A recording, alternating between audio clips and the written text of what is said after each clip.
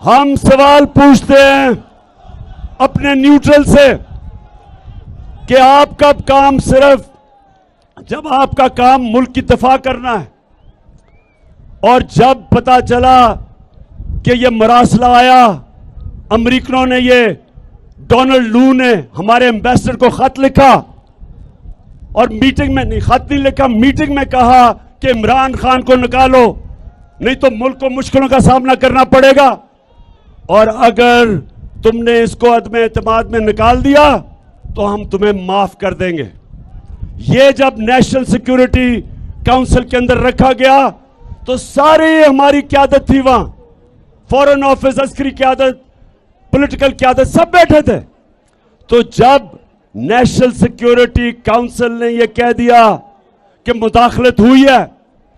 बैरूनी मुदाखलत हुई है और अमेरिका की मजम्मत की गई, डिमार्च किया गया, तो फिर क्या हमारी